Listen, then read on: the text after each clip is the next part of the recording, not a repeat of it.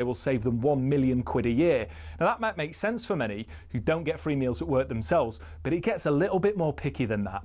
It was reported that after staff brought some stationery, they were ordered to send sellotape back because it wasn't considered essential. The reward for being Steward of the Week used to be £50, but that was scrapped and replaced by a paper certificate. And such is the grip Ratcliffe has on spending, he reportedly scrapped company credit cards, meaning some staff racking up hundreds of pounds worth of expenses and spending weeks out of pocket waiting to be reimbursed. But it's not just the stingy decisions around the amount of tea bags in the cafeteria. In 2024 alone, Ratcliffe oversaw 250 redundancies and more were announced at the beginning of 2025. Now, while there are people who acknowledge that United staff numbers are overinflated, it's the optics which aren't great. Because while all this has been going on, Casemiro's getting paid 350 grand a week, and the club forked out 14 million quid getting rid of Eric Ten Hag and Dan Ashworth. But United fans' rage doesn't just stop here at the cuts. Ratcliffe's unpopular decision to introduce a flat ticket price of 66 quid for every fan, even children, certainly did not go down well. For fans, it feels like the very foundation of the club's support is being attacked for the sake of making marginal financial gains. But Ratcliffe has backed it, saying if you shy away from difficult decisions, then nothing is going to change. And time will tell whether these measures will improve operations at the club and help drag standards up on the pitch. But one thing's for sure, his first year wasn't exactly a charm offensive, and there's still a long way to go for United to be back to where many say they belong.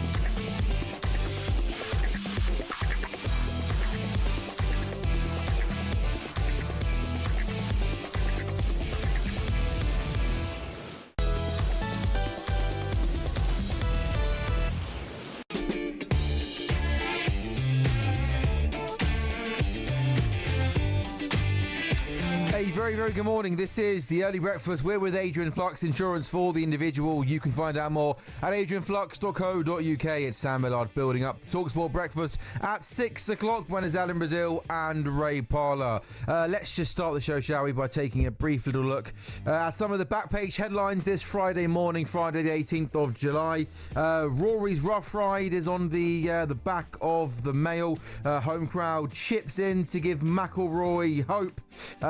Hip-hop star Snoop Dogg is a swan. Snoop Dogg has become a co-owner and investor of championship side Swansea. Well, there we go. Who would have thought that? Try Bry again. Manchester United have made a third bid worth £70 million to finally land Brian Mbeumo. Another transfer story back of the eye. Liverpool close in on £70 million Ekitike. And we also have for you on the sport lots more golf fallout. Rory's roller coaster. 5 birdies, 4 bogeys, but McIlroy is still in the open hunt. Those were some of the back page headlines. There is, though, plenty to come over the next hour. Good morning, Sam Stevens. Yes, hello, Sam, and we have got loads to discuss, haven't we, after that fantastic comeback win from the Lionesses, which didn't look very likely in the first half, I have to say. We'll look ahead to a supersonic Saturday of sport, including boxing, darts, golf, football, and, of course, the first Lions test as well down under. We'll get the rest of the transfer news from this morning, and they've got loads more to come as well, including our traditional customary look at this stage of the morning at the front and back pages of the papers. This is the Early Breakfast on talkSPORT. We're with Adrian Flux, insurance for the individual. You can find out more at adrianflux.co.uk. Happy Friday, Sam. Hi, Sam. It's been a good week for us, haven't we? We've been on together for 4 days in a row now. I've enjoyed it. Yeah, Have you enjoyed it? I've loved it. Come on, be honest. There's part of you, and you can say this because I think we're at a stage of our friendship where you can be honest. Yeah. I don't think you're lying. I think you've enjoyed it. But great. Part of you's a bit like, I'm looking forward to Shaban coming back next week. Well, that's a bit harsh, isn't it? How am I supposed to answer that? You've thrown me the proverbial hospital pass. Not really. That's fine. You can enjoy my company this week, but also be like, you know what? I haven't seen Shaban a week. I'm looking forward to Shaban coming back. That is absolutely true. That is absolutely true. I've enjoyed your company. That's bang out of order. Enjoyed your company. That's bang out of order. You should have lied. You should have lied and went, no, I'm going to miss you next week. I will miss you. I will miss you. But I'm also looking forward to seeing Shaban. I like you both equally. I don't blame you, to be fair. I had a great Thursday yesterday. Obviously, doing this show meant that I was at home. Yes. Very early. Sometimes I feel almost guilty at how early. I do that thing where I leave work at a time where everybody's coming into work, and it feels weird when you're the only person going into the station at like half everybody 9, else is coming and everybody's out, coming out. But that for a Thursday, I watched about 10 hours of golf yesterday. Got home, got a coffee, had a couple of power naps throughout the afternoon. Did you? Put your feet up, watch the golf. It was a great day of sport. What did you make of the opening round at Portrush? I thought it was really tricky. I thought it was really, really hard conditions. A little bit of rain, lots of wind. So I think it was tough pretty much. There was a brief period, I think, early in the afternoon where some of the golfers that went out kind of had the best of conditions, but then it went quite murky again. But I mean, the Rory McIlroy, all lives on Rory McIlroy. I mean, I mentioned there some of the headlines. He's kept himself in it, hasn't he? He's very much in it, but he got himself to 3 under at one point. Yeah. And then he dropped 3 shots. It might have been 3 shots and 3 holes to get to par. And you just thought, as he still had a few more holes to go, you just thought he could have another collapse here and end up going 2-3 over. But the fact that he went in a pretty decent position, only a couple of shots off the lead at 1 under, well and truly in it. Scotty Scheffler had a great day at 3 under, a couple of sort of surprise names at the top, but it sets it up beautifully for the final 3 days. Very much so. Links golf can be a bit of a slog though, can't it? I mean, the conditions are tricky, there's lots of wind, it's a bit tough. And some of the rounds yesterday, like I thought I'm no golf expert, an average round would take around 4 hours to get through. Some of the golfers yesterday were doing their rounds in 6 hours. Yeah, 6. Yeah, they were long rounds. But yeah, it was an absolute belter. You enjoyed the game last night, the football, the Lionesses. I should say I didn't mention the Lionesses in the headlines because of the time that it finished in the UK. Absolutely. Most of the back page, we weren't able to include it in the back. Yeah, and it was a really dramatic game. I watched the vast majority. I couldn't quite wait up to the penalties because I thought I'll never wake up this morning if I do that. But I mean, I probably should have done. It was such a dramatic topsy-turvy affair. England was so poor in the first half. Adrian rightly ripped into them at half time because they really were terrible, and Sweden fully deserving of their lead. Could easily have been 3-0. And then Serena, you sort of thought, is she going to change it at half-time? No, she's not going to. Is she going to change it after 55? No. Eventually she changed it, and of course the changes absolutely worked, didn't they? Fantastic. And Chloe Kelly came on with a couple of assists, really played well. Cross for the first goal was an absolute belter. Peach. And Lucy Bronze, who was probably the best player on the night for England throughout the game, wasn't she? She played very well, as she often does, scored a great goal, and then England are back in it, and then the penalties were just an absolute shout. 9 missed. I know. I mean, that is absolutely extraordinary. England missed 4. Yeah. And went through. It's incredible. Which is crazy. Absolutely incredible. And then Bronze obviously steps up with what in the end proves to be the winning penalty. But what does she do? How did she take a penalty, Sam? She smashed it down the middle, Sam. There we Straight go. down the middle. There we go. Yeah, exactly. That's the way I do it. Just shows, doesn't it, that if you keep it simple, you often end up being successful.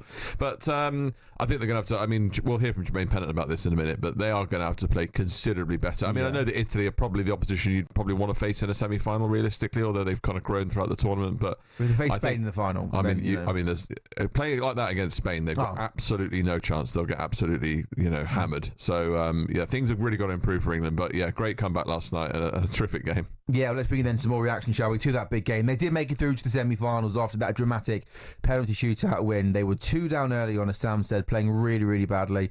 But they scored 2 late goals. It went to extra time. Then there was that nervy penalty shootout. 9 penalties missed.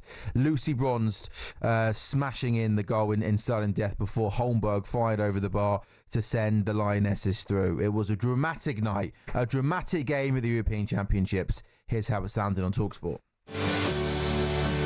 A night of pure jeopardy for England is about to begin. And Walsh has given it away. Blackstenius on the edge of the tee, and that's Lani. The captain is in, and she buries it. And England are punished. What a mess at the back inside the second minute. England haven't woken up yet. That's the ball for Blackstenius. She's racing into the area. She's clear on goal. It's 2. An England inquest going on in the middle of the field of play. They're heading out of the tournament. Utter rubbish from England. Chloe Kelly with time to cross in towards Bronze. It's in! England have got one back! Lucy Bronze! Maybe, just maybe, the dream is still alive! Whips it in, Mead is there, and Jibang! 2-2! The Lionesses have come back from the dead! The pressure was on, but England have showed why they're champions! Why was everybody moaning? England's fate in this quarter-final to be decided from the spot. Holmberg are in the semi-final.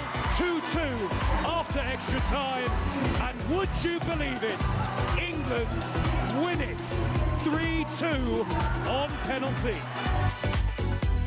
Sweden only scoring 2 of their 7 penalties. England goalkeeper Hannah Hampton saving 2 of them, while her Swedish counterpart kept out 4 spot kicks and missed the chance to win it when she put her shot over the bar. A remarkable, breathless game of football. The England head coach Sarina Wiegman saying the team spirit was key to turning the game around. We know when we put players in a position, they put another player in the same position, they bring something else and lots of quality too.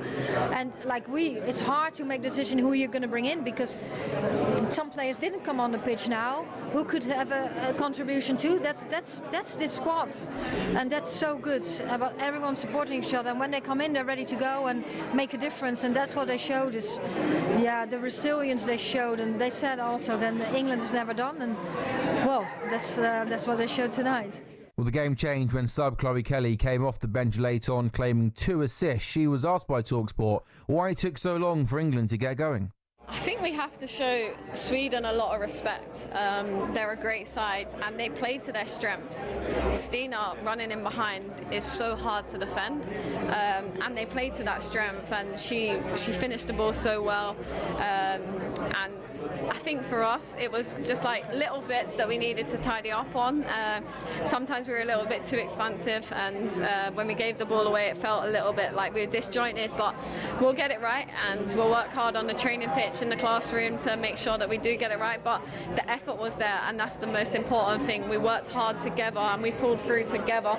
I think this group showed great resilience. It's not about how you fall, it's about how you bounce back, and that's exactly what we did tonight.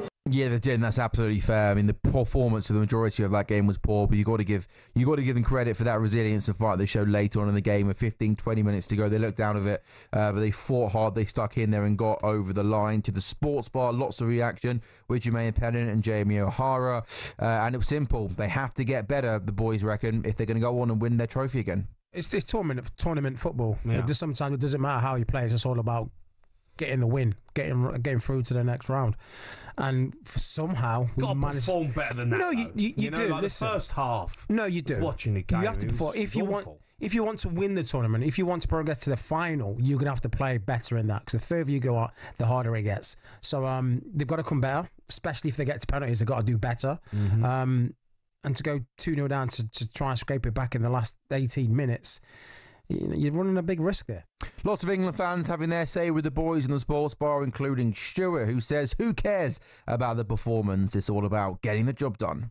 Well, I think to win a tournament, right, you've got to have 3 key elements. You've got to have all your players fit, you've got to have the referee on your side, and you've got to have a bit of luck, right? Mm-hmm. And I think England, okay, they didn't play well, right, but sometimes you've got to win a tournament ugly. Sometimes, not play attractive football, but just scrape through, Yeah, and that's exactly what they did. They scraped through, in particular in that first half, trying to play out from the back. They got it all wrong, and really, if Sweden were at times a little bit more clinical, they probably could have got into half-time at more than 2-0 up. But yeah, Sarina Wiegman got some stick, didn't she, during the game for leaving her substitution so late on. But hey, never doubt Sarina. Chloe Kelly in particular coming off the bench and was the assist for the first goal in particular, the cross for Lucy Bronze, was absolutely fantastic. So England not at their best, but showing that fight to get through. They are in the semi-finals of the Euros. They will face Italy this coming Tuesday at 8 o'clock for a place in the Euro 2025 final. Tonight, the third quarter final is live on talkSPORT 2.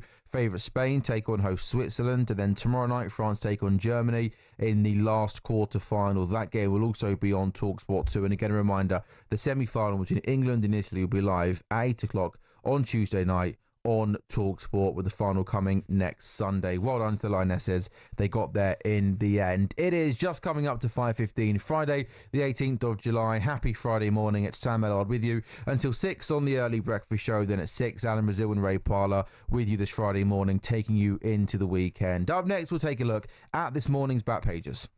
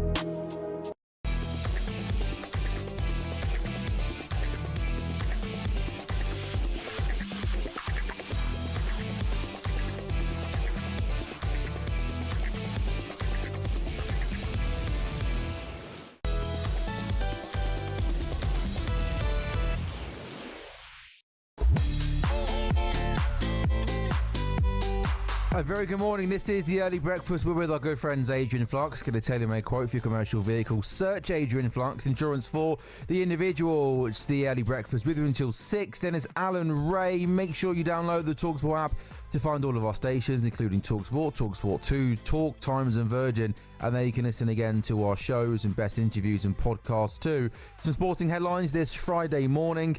talkSPORT understands Danny Roll's position at Crisis Club Sheffield Wednesday is back in doubt. He returned to pre-season early this week amid talk of a takeover of the Championship club. But as previously reported, several senior players, including legend Barry Bannon, rebelled against the German, while the takeover by a Mystery consortium has fallen through. So Roll's future still very much in doubt. Meanwhile, midfielder Josh Windass is leaving on a free transfer following a pay dispute. Striker Michael Smith also terminated his deal at the club. Elsewhere, British boxer Conor Benn says he's moved on from a potential rematch with rival Chris Eubank Jr. The pair were due to meet again in September, but that fight is now in doubt. And to the golf, what a day it was yesterday. England's Matt Fitzpatrick will hope to build on his promising start at the Open. He goes into the second round to Royal Portrush with a share of the lead on 4 under. World number 1 Scotty Scheffler's among those leading the chasing pack, a shot further back.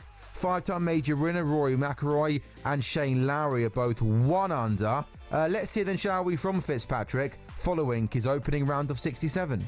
I wouldn't say I particularly enjoy playing links golf.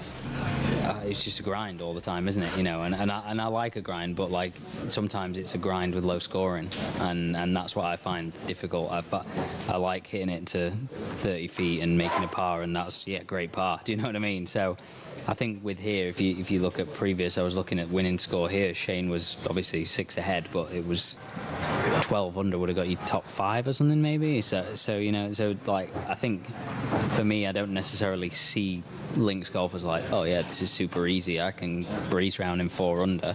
You know, I've shot 4 under today. I've holed an eagle putt. I've chipped in, and like I still feel like it was a grind out there. So I don't know if it's just the way I see the game. Might be differently, but I feel like I've got the shots to play well. Like I hit it as low as anyone out here, so you should stay out the wind. But I just don't think it's necessarily as easy as, you know, some of these guys make it look.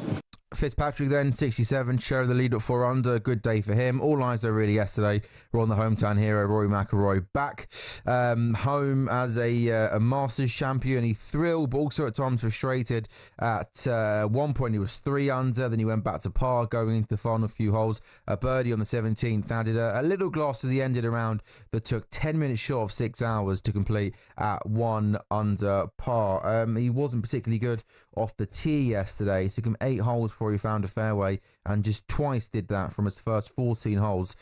So yeah, not at his best. He's one of 31 players under par and 3 behind Fitzpatrick. McIlroy, though, speaking after, wasn't unhappy with his round. Overall, you know, happy with the start, very solid, considering I think I only had 2 or 3 fairways for the day. Felt like I was chopping out of the rough or out of the fairway bunkers most of the day.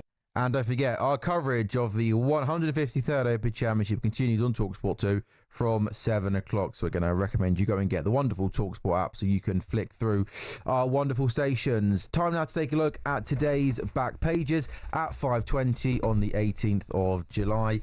Sam Stevens is back in the studio with an incredible amount of newspapers in hand. Yeah, I rather grabbed a big pile as I came in. That's not good, is it? It's a little bit disjointed. Well, who knows what I might throw your way? England. Yeah, that's true. So, actually. you know, if I say, you know, what's on page 14 of the Daily Express, you'll be able to provide that information for me. Every story covered for you, Sam, this morning. Every single story you could possibly want covered, including page 14 of the Daily Express. Oh, no. There's nothing too serious. I'm worried now. If it is serious, don't answer. It's, actually, that's page 13. Page 14. There's an Oasis feature and a sort of rather dull column. There we go. Very good. Ignore me. You do your thing. Now, let's talk about the back pages of the papers, which is what I'm here for, rather than page 14 of the Express. Driven mad, Rory McIlroy survived an abysmal driving day to stay in the hunt for his home Open at Royal Portrush. You talked about Rory there. We'll just touch on the golf because we've already done quite a bit on it, but you've got to fancy Rory's chances while he can still cling on in there to make it to the final day. I'm not sure how we feel about his round yesterday because he started well, then really kind of fell away towards the end. And I mentioned there that incredible stat that he only was at 8 holes before he found a fairway off the tee. And that's quite remarkable, isn't it? So he really, you think for a player of his quality, that'd almost be the basics. And there's a great headline in the back of the Sun: Rory a fairway off his best, but proud. But then had that kind of birdie late on where you thought maybe he was going to finish over par. So yeah, listen, 3 shots off the lead. Lots and lots of golf still to be played. He's well and truly in the mix. Now, Brian Mbeumo's moved to on-off, drawn-out saga move to Man United. Looks like it maybe this will be enough. 70 million with add-ons now is the talk for Mbeumo. This is obviously from Brentford, United's main transfer target of the summer after sealing the deal for Matheus Cunha from Wolves. Mbeumo has always been the man they've targeted. 2 bids have already been rejected. Do we think, Sam, finally this might be the one, get it over the line? It's very difficult to speculate on that, isn't it? But it looks like Mbeumo wants the move, and it looks like finally we might get the job done. And according to the papers, they say that this bid is expected to be accepted. Now, I don't have a go at Man United because something they have done badly, as has been touched on numerous times in the station, is their recruitment has been bad. Terrible. So I understand why they're analysing things and they're assessing things, but they had a £62 million bid rejected last month. So we're 4 weeks down the line, and this still hasn't been sorted yet. And now it looks like the £70 million bid is going to be accepted. So there's an £8 million difference between what's going to be accepted and last month. Now, I would say that if you bid £62 million for a player, you clearly like the player a lot, right? Now, what I understand is, why is it taking a month to get a £70 million bid in and a £70 million bid accepted? Like, this could have been done a long time ago. It could have been wrapped up a long time ago. He could have been through the door already, mixing with his teammates. I always think as well, it just gives off, I think it fills the fans with confidence and optimism when you're getting deals done early. It shows that you're in control of your business. So I just think 62 rejected, 70 is going to be accepted. Why is it taking a month for Man United to be in this position? That's a very interesting point, and I think there's a good talking point here because United, I think there's 2 schools of thought. The first is, if Brentford wants 70 million and United eventually end up paying 70 million, then what was the point in the first instance of trying to play hardball, which is what they've said all along, isn't it? The United are not going to be ripped off in the transfer market, they're not going to play the premium anymore, and yet it seems like they're paying Brentford what they want anyway. But on the other hand, United are not in a position of bargaining at all here. The United are in a position of massive weakness, in my opinion, because they are massively up against it. They've got no European football this season, and yet they desperately need to change their squad around. So, from Brentford's point of view, why on earth would you accept anything other than what your valuation is for the player? They're also not in a position of strength in this situation because Brian Mbeumo is Brentford's best player. Absolutely. And therefore, they're going to want the absolute maximum for their player. But go back to your point, with that in mind then, why not just pay it in the first instance? It's not really about the fee at this point. It's about getting the deals done. We see that with Man City all the time, I understand, no, because I don't think that's necessarily an issue. That there's nothing wrong with going in with an offer that gets rejected. Oh, no, I agree with that. So it's because, it's quite unlikely the first one is going to be the one or even over, because you kind of don't, you don't want to just go in with £75 million and they go, oh, great, thank you very much. I understand why you go You're in right lower. about that, yeah. But then the bid gets rejected. You would then think you want the player. Yeah. They have a fee that they're willing to sell. I just don't understand how in boardrooms and conversations between football clubs it can then take a month. Maybe, but possibly, and we might learn this. Maybe Alex Crook, our man in the know, Ben Jacobs might reveal this. Maybe Man United looked elsewhere for the next couple of weeks and thought, you know what? Let's have a look at him. And that didn't work out. Well, there's been a lot of rumours, hasn't there, in the meantime? Yeah, so I don't know. I just think, they clearly wanted this player. I think we've always known they're going to get this player. Like Liverpool, they operate quickly in the window, right? That's it. Quick, Trent's efficient. going, go and get Frimpong. Yeah. They want Wirtz, go and get Wirtz. Kirkes, these deals were done 3 weeks ago. And as a Liverpool fan, you're sitting there so confident, so happy, because you've got the players in, and it's the players the football club want. I just think it could have been done quicker, Sam. Yeah, and I think you're right about that, Sam. And I think that United might end up getting the players they wanted, but there's no doubt it has been a drawn-out process, and it makes you question whether or not the new regime under Ineos with the ownership structure now is any more efficient or any better than the previous one, to be honest, at this stage. But which one thing I would say, forget about prices and how long it's taken to get the deal done. I think it's a good signing for Man United. Oh, you know what? He's an absolute baller. I was about to move on to that, actually, and say that the one thing that you can say about these 2 players coming into United, if Mbeumo does come in, I think it's going to be a terrific signing, is that both Cunha and Mbeumo have that sort of stardust of individual brilliance that United have been lacking. When you think about United over the last few seasons, lack of goals has been a main concern, but a lot of it has been, a lack of cutting edge in the final third. There's been a lack of progressive, team moves, team goals, passing around the box. And with these 2 players that they're signing, you're looking at players who can create something out of nothing. And I think that could be quite important for United. Players who can, create their own bit of individual brilliance. So they're not necessarily requiring from, a pass from a teammate or whatever in order to create, because that has been a massive problem for United. No, I think they're two really good bits of business. I completely agree with you. And look, there's clearly lots of other work United need to do in that squad. Goalkeeper, probably a commanding number 6, and you can even argue another centre back. So clearly, lots of work to do. Clearly, given the fact you finished 15th last season, but I definitely think the two players that are through the door, I think, are two really good players. Yeah, and if it brings in 30 goals and more in the league this season, that's a big difference. United's finishing in the league, isn't it? So top half, maybe. I think it's a good start to the window, even if it's midway through. Now, what about this? Snoop Dogg's become a co-owner and investor of Swansea City. The American rapper and entertainment icon said, "My love of football is well known." Is it? Is it Snoop? Everyone knows that, Sam. It's a well-known fact that rapper Snoop Dogg loves Swansea City Football Club. Of course it is. Yeah, of course it is. I make my move into club ownership with Swansea City. The story of the club and the area struck a chord with me. This is a proud working-class city and club, an underdog that fights back just like me.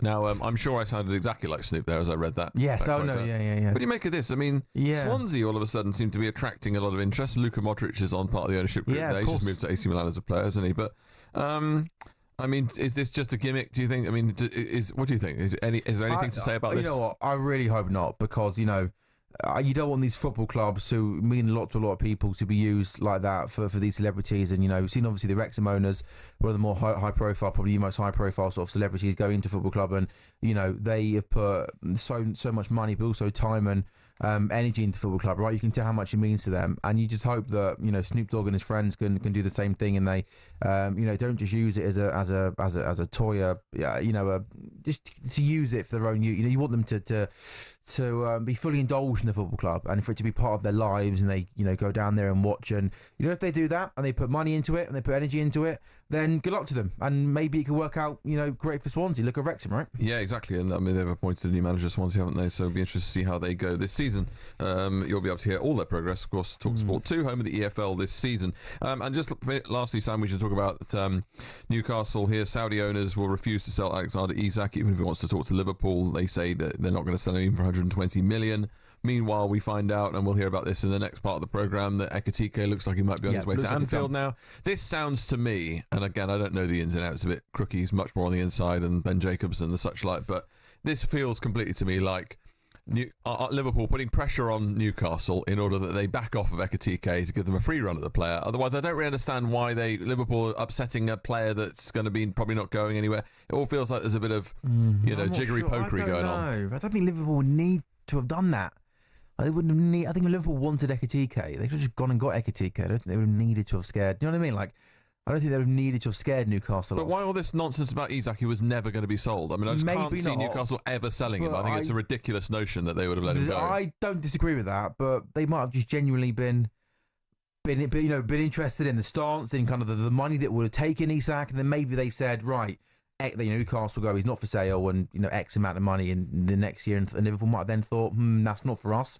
The backup option is Ekitike. I'm not sure Liverpool needed to have scared Newcastle off of Ekitike to get Ekitike. I think Liverpool in a position as Premier League champions with lots of money to spend. If they wanted Ekitike, they would have just gone and got him, which is what I think they're going to do. I mean, I guess I don't disagree with that, but I do think there might be a bit more to it, because I think the deal's been done very, very quickly, seemingly, when Newcastle had such an interest earlier in the week. Actually, the way Liverpool are operating in this window, with the players we mentioned earlier, with Kirkes, with Wirtz, with Frimpong, the players they want, they go and getting, right? Like Florian Wirtz, great example of that. Top player, they wanted him, they bid the money, they got him. I don't think Liverpool playing games. I don't think the Isak thing was a game. I think there would have been, in my opinion here, obviously, I don't know. I think there would have been a genuine inquiry, like, hey, I know it's unlikely, but what is the situation with this player? And then maybe it was made pretty obvious to them that it's just not a deal that's getting done. And then they went, you know what? We're not waiting. We need number 9. Number 2 on our list is Ekitike. We're going and getting him. And it's moving quickly. Fair to say, though, it's gone from a proven number 9 Premier League goal scorer in Isak to an unproven one in Ekitike? Well, unproven in this country. Yeah, for sure. But he looks like he's an absolute baller, Sam. Exciting times. Things are moving on very, very quickly, aren't they? It's just gone 5:30 on the Early Sports Breakfast. That was a look at today's back pages.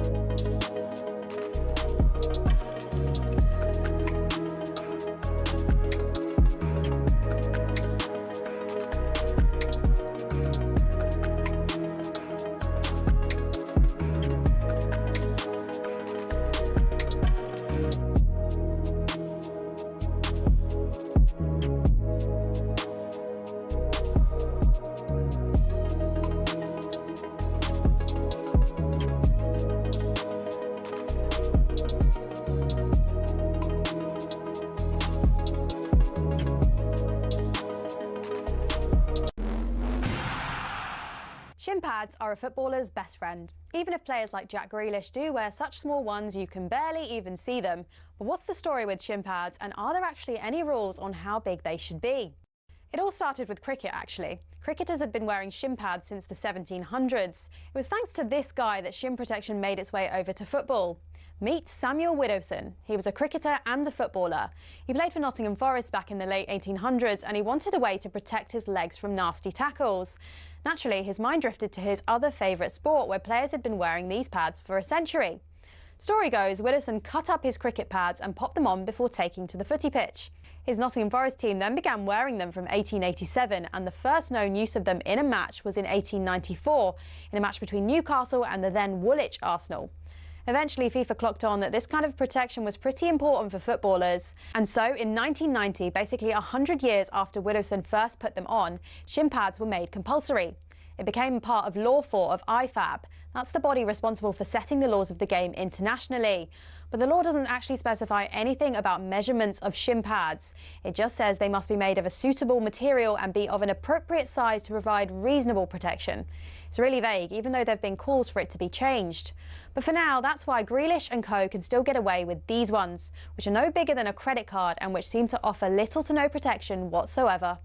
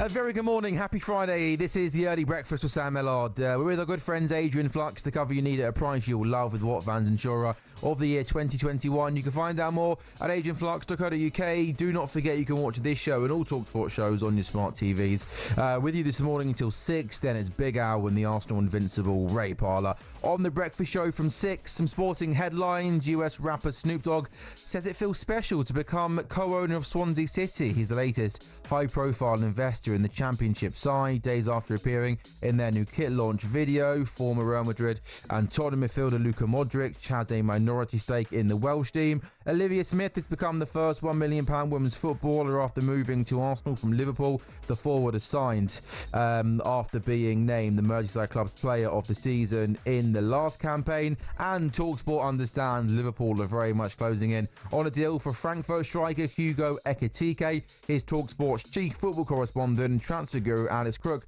with all the latest.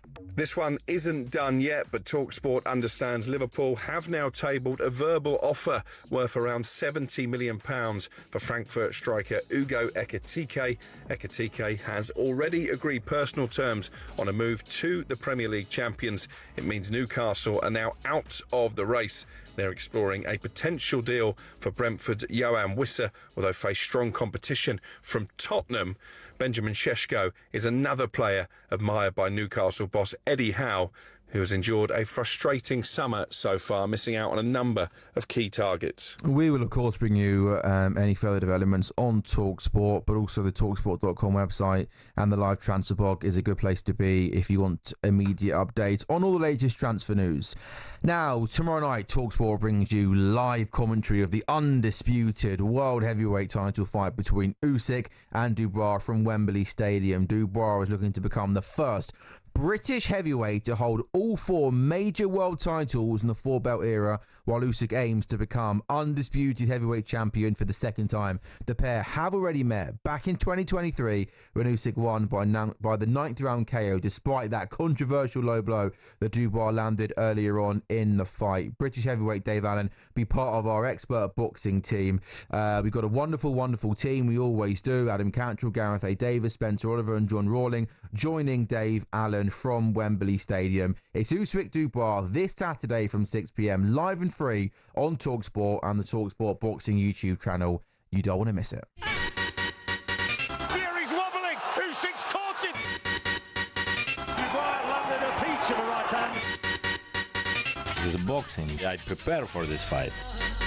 First time ever 4 belts have been on the line in this country. Just be a savage, bring chaos. Usyk charging in for a finish. Fury doesn't know where he is. Dynamite Daniel Dubois has detonated. That shot was not low, that was borderline. You conned the referee, you conned us, you conned the boxing world. I'm not cheater. I think it's just games. 6, 7, he looked at the corner. I'm going to get under this game with these bombs I'm going to be throwing. 9.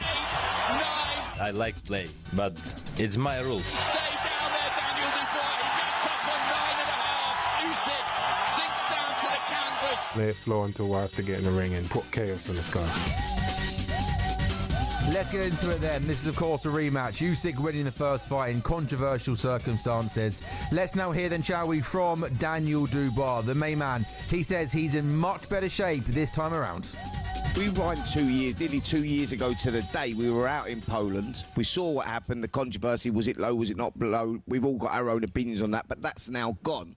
Yeah. Did you take confidence from that fight now going into this one? Because that's a question that a lot of people are asking. No, I feel like a total new fighter. I'm confident in myself and what I've done over the last 3 couple of fights. So not even just that, I know I've grown. This is my chance to, write my name in stone. This is legacy building fights. This is history. So, I'm really, really amped up for this, hyped up for it, and can't wait. Now here's the former 2-weight world champion, Cole Frampton. He's expecting a tight tactical affair. For the centre of the ring, and both guys will want to be going forward, and Daniel in particular will want to kind of impose his size and strength, but it's all that's easier said than done when you're fighting someone like Alexander Usyk. So I think we'll see a lot of fighting in the middle of the ring. I think that Daniel's best chance in the fight is in the first half. I think he needs to start fast as well, and he definitely has a chance. Look, he's fighting an all-time great, in my opinion, in Alexander Usyk, who is the favourite, but Daniel's a better fighter than the one we seen when they fought the first time in Poland. But for me, I've just given up betting against Usyk. I picked Fury to beat him the both fights, and he figures them all out. He finds a way. And let's hear from top boxing promoter Eddie Hearn. He gives Dubois a pretty good chance of an upset. Dubois is on a great run. He beat Jarrell Miller, he beat Hrgovic, he beat AJ, of course. Did have that fight fall through with Joseph Parker, so been a little bit inactive. And Usyk, what can you say? He's been sensational, hasn't he? Obviously beaten Dubois already, beaten AJ twice, beaten Fury twice. He's the pound-for-pound king. So timing's everything. This is the best time for Daniel Dubois to take this opportunity, I think. Usyk is certainly no spring chicken, but everyone keeps thinking he's going to show signs of getting a little bit older. He doesn't seem to do that, but big crowd, Wembley Stadium. Dubois is going to be a tough man to beat, but I think, you always have to favour Alexander Usyk in any fight, but I really believe Dubois has got a good opportunity this weekend. Well, we cannot wait for it, can we? Usyk Dubois is live tomorrow night on talkSPORT and also the talkSPORT Boxing YouTube channel. The undercard getting away on talkSPORT from 6 o'clock. By the way, I've also got more live sport for you over on talkSPORT too. The World Match Play Darts getting underway this weekend, Saturday night, Winter Gardens, Blackpool. Always an incredible event, the second biggest major of the year behind the World Championship. So we've got the boxing on talkSPORT, we've got the darts on talkSPORT too. talkSPORT is very much your home of live sport. Time now, though, for my favourite part of the show. It's a front page throwdown. Oh, what a move! The front page is first on the early sports breakfast. talkSPORT. Sam Stevens back in the studio. Yeah, hi Sam. How are you doing? I'm good, thank you. How are you? All right. Are you padding? Yeah, a little bit. Now, tell me, do you like? I'm sorry, this is such a boring question this morning because I'm struggling a bit with the front pages. Oh no! It's the first time in probably 7 years of working on talkSPORT. I'm struggling a bit with the front pages. Oh no, it's okay. We can just make small talk. How do you find Coca-Cola? Are you a fan of? Yeah, massive fan of Coke. Ideally normal Coke though. Normal. When you say normal, you mean non-diet, non-Coke Zero, yes? Yeah, just normal, not the red label.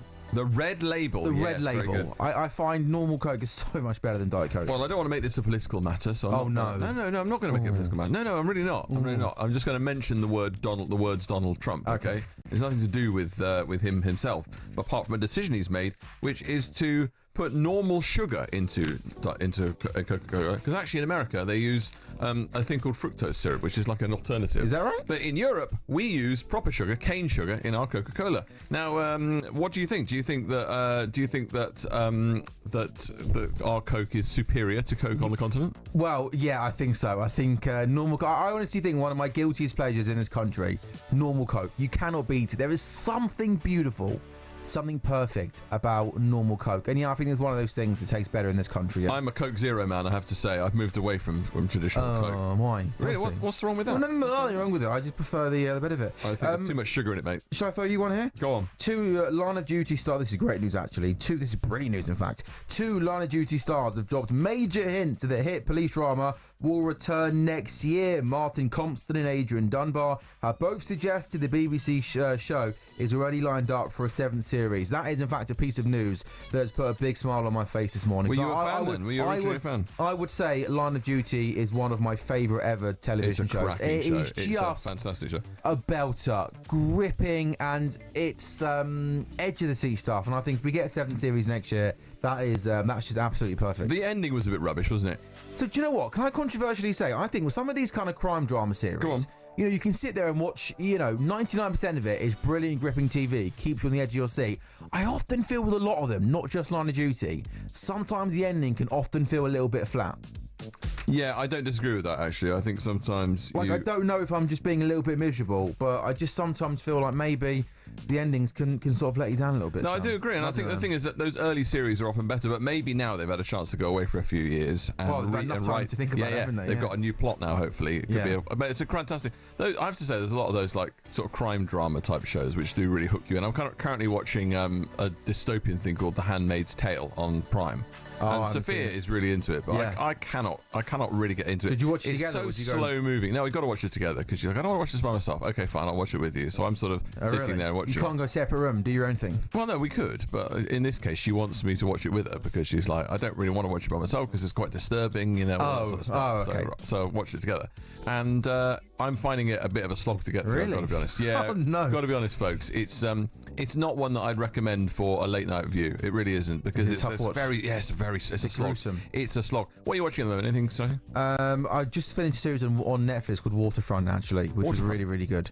About a family that kind of run like a they got like a restaurant and some land off the coast. A really rich family that kind of run the area, and they get themselves into some financial troubles, and it's about them trying to get their money back, and it's really, really interesting. Really? Do you like all these true crime shows? Yeah, I do. They're good. They're good stuff.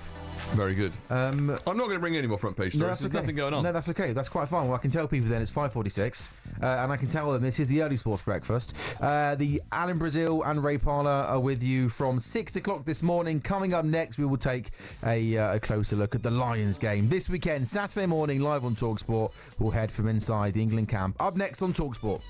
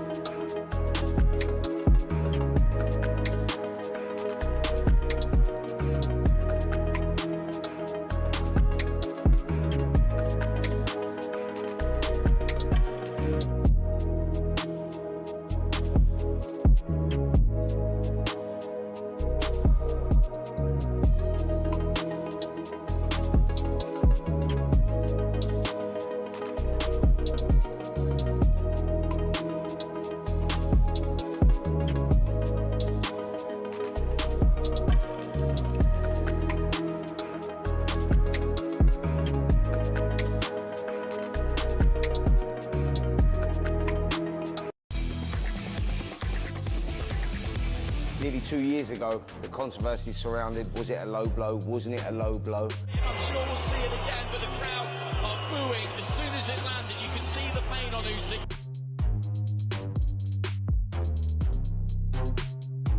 This is what I want, and now we're getting it. It's a big show, and yeah, we're going to put it right. Gets Dubois going, and now Dubois coming back.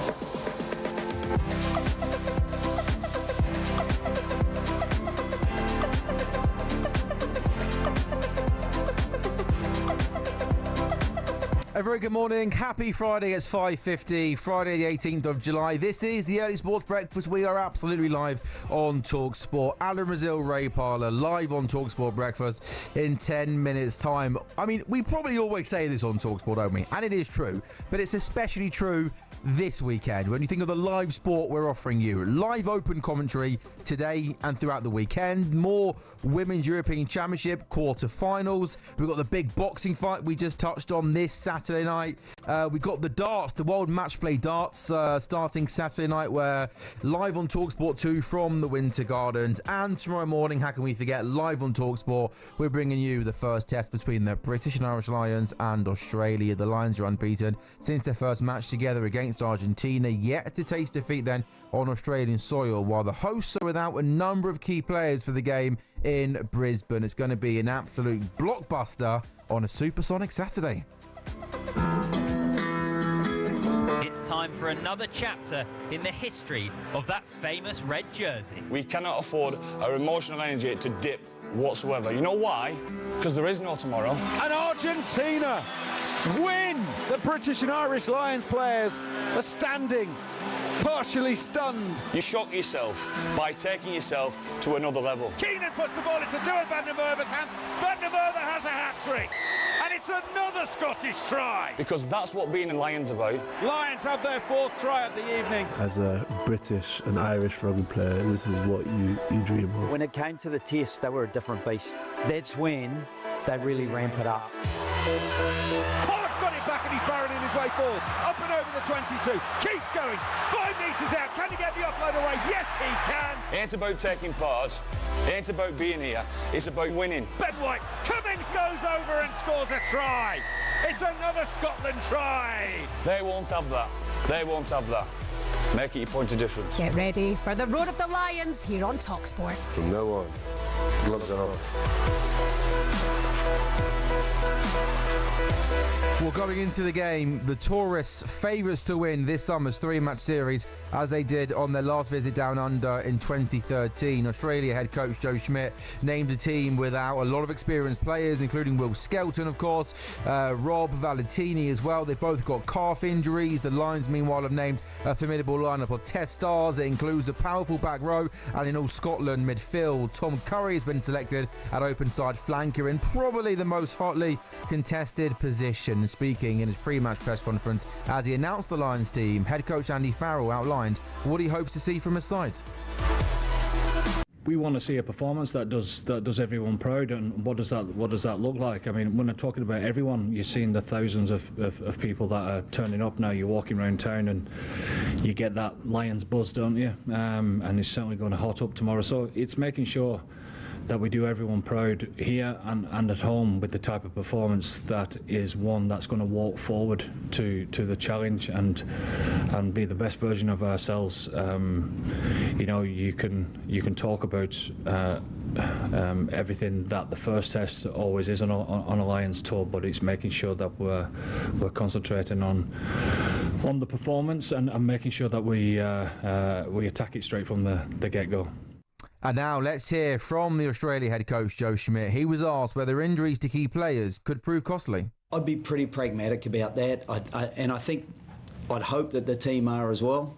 We try not to base our whole game around any individual, that we share the load, we share the excitement of the opportunity, and I think those things are still shared across the group, and they're excited about the opportunity. So I'd like to think that we can still go out, probably sharing Tom Liner's quiet confidence that we can put a game together that at least can keep the British and Irish Lions pretty honest on the day. And what about predictions then? Those are the head coaches. Let's get the thoughts of some of the biggest names in the game ahead of that first test. Anthony Watson, Matt Giteau, Eddie Jones, Rocky Clark and Ben Kay. Watching the Lions squad get announced, definitely got FOMO.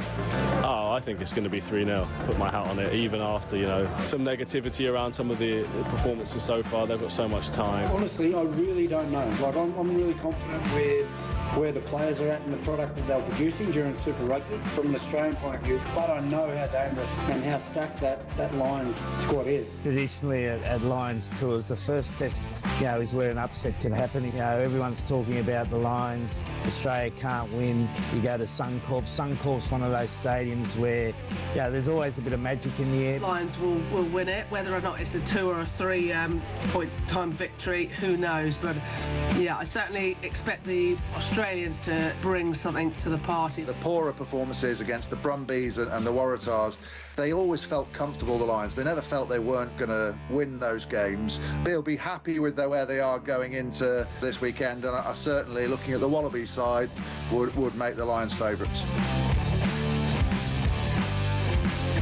Tomorrow morning then, live on talkSPORT, we are bringing you the first test between the Lions and Australia. The Lions unbeaten. Since arriving in Australia, did lose their first game against Argentina, but not tasting defeat on Australian soil. Australia without a number of key players. It's going to be an absolute belter. 10 o'clock build-up on talkSPORT.